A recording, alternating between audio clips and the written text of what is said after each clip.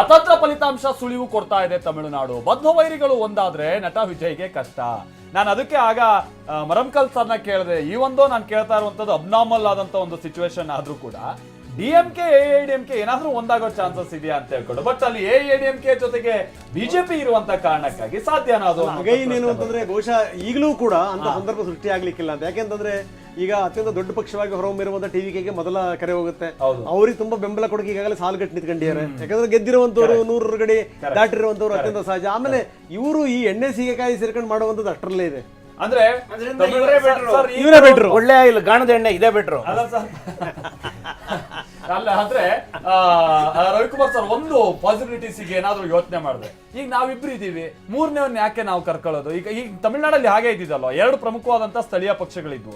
ಈಗ 3ನೇ ಪಕ್ಷನ ಯಾಕೆ ಬಳಸಬೇಕು ಅನ್ನೋ ಕಾರಣಕ್ಕಾಗಿ ಈ ಒಂದು ನಾನು ಬದ್ಧ ವೈರಿ ಆದ್ರೂ ಕೂಡ ಶತ್ರುವಿನ ಶತ್ರು ಮಿತ್ರ ಅಂತ ಏನೋ ಒಂದು ಕಾನ್ಸೆಪ್ಟ್ ಇದೆಯಲ್ಲ. ಅವಾಗ ಇನ್ನೊಂದು ಮಾರ್ಗ ಇದೆ.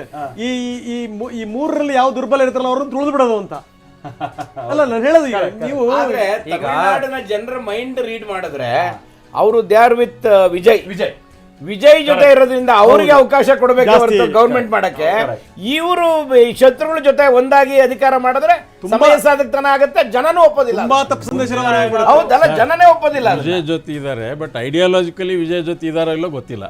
ಅಲ್ಲ, ಈ ತಮಿಳುನಾಡು ಜನ ಯಾವತ್ತು ಐಡಿಯಾಲಜಿ ಜೊತೆ ಇರಲ್ಲ ಸರ್. ಐಡಿಯಾಲಜಿಕಲ್ ಇದ್ದಾರೆ, ಬಹಳ ಸ್ಟ್ರಾಂಗ್ ಇಲ್ಲ. DMK ADMK ideological based parties ಎರಡು. ಆಕ್ಚುಲಿ ಡಿಎಂಕೆ ಎಡಿಎಂಕೆಗೆ ಐಡಿಯಾಲಜಿಕಲಿ ಅಂತ ವ್ಯತ್ಯಾಸ ಜಾಯ್ನಿಂಗ್ ಬಿಜೆಪಿ.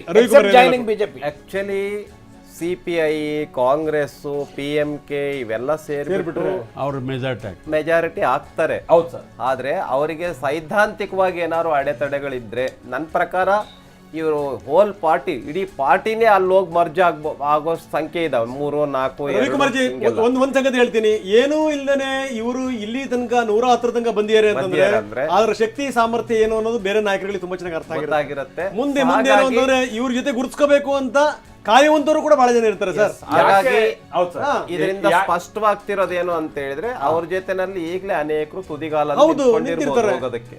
ಯಾಕೆ ಇಲ್ಲಿ ತಮಿಳ್ನಾಡಲ್ಲಿ ವಿಜಯ್ ಬಿಜೆಪಿ ಜೊತೆಗೆ ಹೋಗೋಕ್ ಸಾಧ್ಯ ಇಲ್ಲ ಅಂತಂದ್ರೆ, ಸೈದ್ಧಾಂತಿಕವಾಗಿ ನಾನು ವಿರೋಧಿ ಬಿಜೆಪಿ ಅನ್ನುವಂತ ಮುಂಚೆಯಿಂದ ನೀವು ಇನ್ನೊಂದು ಮಾತು ಹೇಳಿದ್ರಿ, ಇಬ್ರು ಶತ್ರು ಮಿತ್ರ ಅಂತ ಹೇಳಿ ಶುರು ಮಾಡಿ ಏನಾದ್ರೂ ತೀರ್ಮಾನಕ್ಕೆ ಬಂದ್ರೆ ಬಿಜೆಪಿ ಅಲ್ಲ ಡಿಎಂಕೆ ಜೊತೆ ಇರೋ ಪಕ್ಷಗಳು ಅದಕ್ಕೆ ಒಪ್ಪದೇ ಇರಬಹುದು, ಅವ್ರು ದೂರ ಹೋಗ್ತಾರೆ.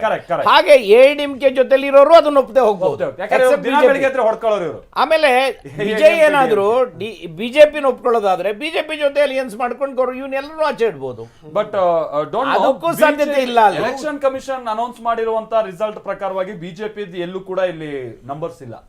ಆಸ್ ಆಫ್ ನೌ ಅಲ್ಲ, ಡಿಎಂಕೆ ಜೊತೆ ಇರಬೇಕು ನೋಡಿ, ಅದು ಡಿಎಂಕೆ ಪ್ಲಸ್ ಅಲ್ಲ ಎಡಿಎಂಕೆ ಪ್ಲಸ್. ಒಂದ್ ಸೆಕೆಂಡ್, ಹರೀಶ್ ಜೊತೆಗೆ ನಾನು ಮಾತಾಡೋಣ ಇದಕ್ಕೆ ಸಂಬಂಧಪಟ್ಟಂಗೆ. ಹರೀಶ್, ಸದ್ಯ ಟ್ರೆಂಡ್ ನೋಡಿದ್ರೆ ಏನ್ ಅನ್ಸ್ತಾ ಇದೆ ಹರೀಶ್? ಯಾಕಂತಾರೆ ಒಂದು 8-10 ಸ್ಥಾನಗಳು ಕಮ್ಮಿ ಬರ್ಬೋದು, ಆಮೇಲೆ ಕಾಂಗ್ರೆಸ್ಗೆ ಒಂದ್ ಹಂತಲ್ಲೇ ಆಫರ್ ಕೊಡ್ತಾ ಇದ್ದಾರೆ ವಿಜಯ್ ಕಡೆಯಿಂದ ಅನ್ನುವಂಥದ್ದು ತಿಳಿದು ಬರ್ತಾ ಇದೆ. ಮತ್ತೆ ಬಿಜೆಪಿಯ ಪರ್ಫಾರ್ಮೆನ್ಸ್ ಏನು ವಿಜಯ್? ಹರೀಶ್, ಯಾಕಂದ್ರೆ ಇಲ್ಲಿ ತನಕ ಎಲೆಕ್ಷನ್ ಕಮಿಷನ್ ವೆಬ್ಸೈಟ್, ಅಧಿಕೃತವಾದ ವೆಬ್ಸೈಟ್ ನೋಡಿದಂತ ಸಂದರ್ಭದಲ್ಲಿ ಬಿಜೆಪಿ ಮೆನ್ಷನ್ ಇಲ್ಲ ಎಲ್ಲೂ ಕೂಡ. ಅಲ್ಲಿ ಎಐಡಿಎಂಕೆ ಸಪರೇಟ್ ಆಗಿದೆ ಹೊರತು ಅವ್ರ ಅಂಗಪಕ್ಷಗಳದ್ದು ಕೆಲವ್ರದ್ದು ಬಿಟ್ರೆ ಬಿಜೆಪಿ ಎಲ್ಲೂ ಕೂಡ ಇಲ್ಲ. ಸೊ ಬಿಜೆಪಿಯ ರೋಲ್ ಏನಿರಬಹುದು ತಮಿಳುನಾಡಿನಲ್ಲಿ ಸರ್ಕಾರ ರಚನೆ ಮಾಡುವಂತ ಸಂದರ್ಭದಲ್ಲಿ ಹರೀಶ್? ಹೌದು ಮಾಲ್ತೇಶ್, ಇಲ್ಲಿ ಬಿಜೆಪಿಯ ಬಗ್ಗೆ ಚರ್ಚೆ ಆಗ್ತಾ ಇದೆ. ಟಿವಿಕೆಗೆ ಬಿಜೆಪಿ ಏನಾದರೂ ಬೆಂಬಲ ಕೊಡುತ್ತಾ, ಕಾಂಗ್ರೆಸ್ ಬೆಂಬಲ ಕೊಡುತ್ತಾ, ಅಥವಾ ಇತರ ಸಣ್ಣ ಪುಟ್ಟ ಪಕ್ಷಗಳು ವಿಜಯ್ ಅವರಿಗೆ ಬೆಂಬಲವನ್ನ ಕೊಡ್ತಾರಾ ಅನ್ನುವಂಥ ನಿಟ್ಟಿನಲ್ಲಿ ಚರ್ಚೆಗಳು ನಡೀತಾ ಇದೆ. ಆದರೆ ಎಲೆಕ್ಷನ್ ಕಮಿಷನ್ನ ಒಂದು ಲಿಸ್ಟ್ ಅನ್ನ ನೋಡಿದಂಥ ಸಂದರ್ಭದಲ್ಲಿ ಯಾವುದೇ ಕ್ಷೇತ್ರದಲ್ಲೂ ಕೂಡ ಬಿಜೆಪಿ ಸ್ಪರ್ಧೆ ಮಾಡಿದಂಥ ಯಾವುದೇ ಕ್ಷೇತ್ರದಲ್ಲೂ ಕೂಡ ಮುನ್ನಡೆ ಕೂಡ ಇಲ್ಲ ಅನ್ನುವಂಥದ್ದು.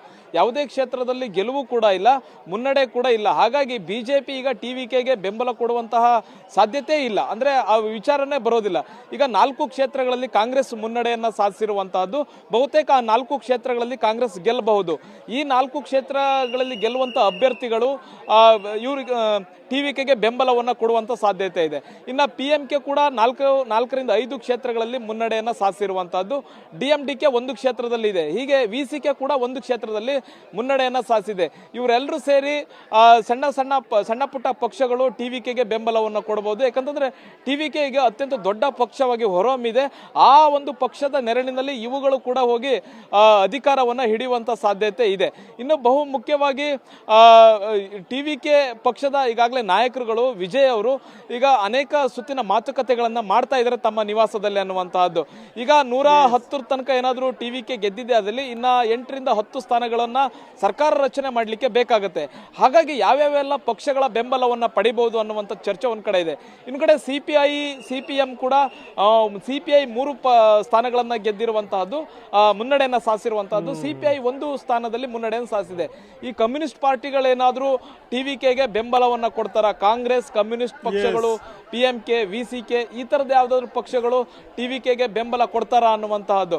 ಒಂದ್ ವೇಳೆ AIADMK ಅನ್ನುವಂಥ ದೊಡ್ಡ ಪಕ್ಷದ ಜೊತೆ TVK ಏನಾದ್ರೂ ಮೈತ್ರಿ ಮಾಡ್ಕೊಳ್ಳುತ್ತಾ, ಅಂತಹ ಕೆಲಸವನ್ನ TVK ಮಾಡೋದಕ್ಕೆ ಸಾಕಷ್ಟು ಬಾರಿ ಯೋಚನೆಯನ್ನು ಕೂಡ ಮಾಡಬೇಕಾಗುತ್ತೆ. AIADMK ಅನ್ನುವಂಥದ್ದು ಒಂದು ದೊಡ್ಡ ಬ್ಯಾಗೇಜ್ TVKಗೆ ಆಗುವಂಥ ಸಾಧ್ಯತೆ ಇದೆ. ಯಾಕಂದರೆ DMK AIADMKನ ವಿರೋಧ ಮಾಡಿಯೇ ಚುನಾವಣೆಯಲ್ಲಿ ಇಷ್ಟು ಸ್ಥಾನಗಳನ್ನು ಗೆಲ್ದಿರುವಂತಹದ್ದು. 50-60 ವರ್ಷಗಳ ರಾಜಕಾರಣ DMK ವರ್ಸಸ್ AIADMK ವಿರೋಧಿ ರಾಜಕಾರಣವನ್ನೇ ನಾವು ಮಾಡ್ಕೊ ಬಂದಿರೋದು ಅನ್ನುವಂಥದ್ದನ್ನ TVK ಹೇಳಿರುವಂಥದ್ದು. ವಿಜಯ್ ಆ ನಿಟ್ಟಿನಲ್ಲೇ ಪ್ರಚಾರವನ್ನ ಮಾಡಿ ಇದುವರೆಗೆ ಇಷ್ಟು ಸ್ಥಾನಗಳನ್ನು ಗೆಲ್ಸಿರುವಂಥದ್ದು. ಹಾಗಾಗಿ ಯಾರು ವಿಜಯ್ಗೆ ಬೆಂಬಲವನ್ನ ಕೊಡ್ತಾರೆ ಅಧಿಕಾರವನ್ನ ಹಿಡಿಯೋದಕ್ಕೆ ಅನ್ನುವಂಥ ಚರ್ಚೆಗಳಿಗೆ ಶುರುವಾಗಿದೆ.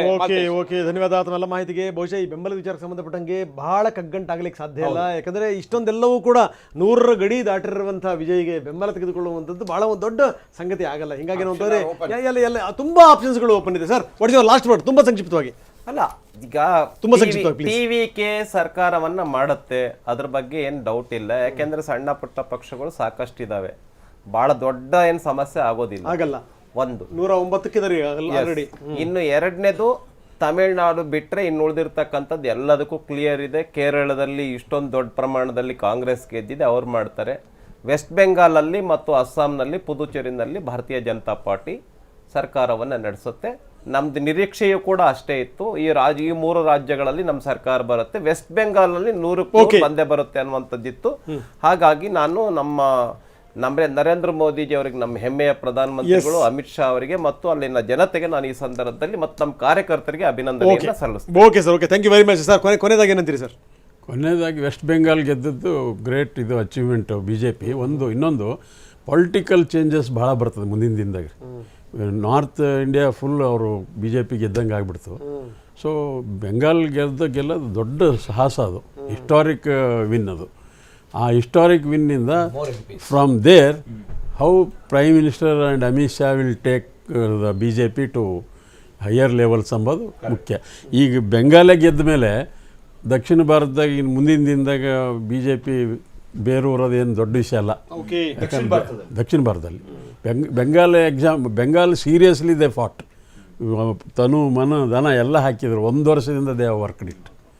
ಸೊ ಆ ಥರ ಇಲ್ಲಿ ರಾಜ್ಯದ ಜನ ರೋಸಿ ಹೋಗಿದ್ದಾರೆ. ನೆಕ್ಸ್ಟ್ ಈ ಗವರ್ಮೆಂಟ್ ಇರೋದಿಲ್ಲ, ನೀವು ಬರ್ದಿಟ್ಕೊಳ್ಳಿ, 100ಕ್ಕೆ 100. ಓಕೆ, ಓಕೆ, ರೋಸಿ ಹೋಗಿದ್ದಾರೆ ಸರ್. ಅದ್ರದ್ದು ಉಪಯೋಗ ತಗೊಳಕ್ ನೀವು ರೆಡಿ ಇಲ್ಲ.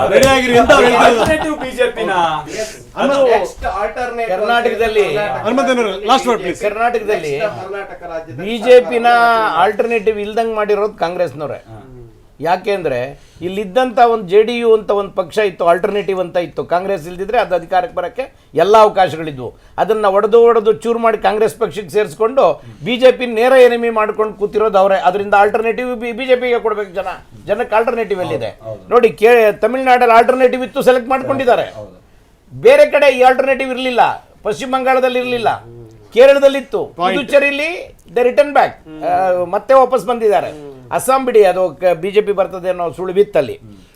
ಒಂದು ಜನರಿಗೆ ಆಲ್ಟರ್ನೇಟಿವ್ ಇಲ್ಲದೆ ಇರೋ ಸಂದರ್ಭದಲ್ಲಿ ರಿಪೀಟ್ ಆಗ್ತದೆ. ಆಲ್ಟರ್ನೇಟಿವ್ ಇದ್ರೆ ಜನ ಆಲ್ಟರ್ನೇಟಿವ್ ಹೋಗ್ತಾರೆ. We have seen that, we have seen in all the cases. ಆದ್ರಿಂದನೇ ನೆಹರು ಅಂತವರು ಮಲ್ಟಿಪಲ್ ಪೊಲಿಟಿಕಲ್ ಪಾರ್ಟಿ ಸಿಸ್ಟಮ್ ಇರಬೇಕು ಅಂತ ಹೇಳಿದ್ ಈ ಕಾರಣಕ್ಕೆ. ಜನರಿಗೆ ಆಲ್ಟರ್ನೇಟಿವ್ ಇರಬೇಕು ಅಂತ. ಅದನ್ನ ನಾವು ಕೊಟ್ಟೇ ಇಲ್ಲ. ಅಲ್ಲ, BJP ಆಲ್ಟರ್ನೇಟಿವ್ ಇರೋದ್ ಮಾಡಿದವರೇ ಕಾಂಗ್ರೆಸ್.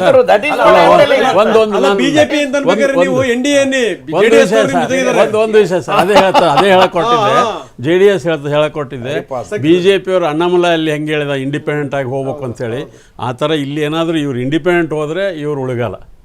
ಎಲ್ಲಾರು ಅಲಯನ್ಸ್ ಆಗ್ತೀವಿ ನಾವು ಇದು ಅಂದ್ರೆ ಗ್ಯಾರಂಟಿ ಅಲ್ಲ ಯಾವುದೇ ಅಲಯನ್ಸ್ ಇರಲಿ ಸರ್, ಅವ್ರು ಈಗಾಗಲೇ ಮಾತಾಡ್ತಾವ್ರೆ. ಅಲಯನ್ಸ್ ಇಲ್ಲದೆ ಇಂಡಿಪೆಂಡೆಂಟ್ ಹೋದ್ರೆ ಇವ್ರಿಗೆ ಉಳಗಾಲ ಇದೆ. ಇಲ್ಲ ಅಲಯನ್ಸ್ ಆದ್ರಲ್ಲ ಮುಗೀತು, ಮತ್ತೆ ಕಾಂಗ್ರೆಸ್. ಹನುಮಂತ ಅವರೇ ಥ್ಯಾಂಕ್ ಯು. ಹಾಗೆ ಬಿ ಮರಂಕಲ್ ಅವರೇ ಧನ್ಯವಾದ, ಜೊತೆಗೆ ರವಿಕುಮಾರ್ ಅವರೇ ಧನ್ಯವಾದ. ಮತ್ತಷ್ಟು ಅಪ್ಡೇಟ್ಸ್ ಇದೆ, ನಾವು ನೋಡ್ತಾ ಹೋಗೋಣ. ವೆರಿ ಇಂಟ್ರೆಸ್ಟಿಂಗ್ ಆದಂತ ಕೆಲ ಸಂಗತಿಗಳು ನಮ್ಗೆ ಲಭ್ಯ ಆಗ್ತಾ ಇದೆ.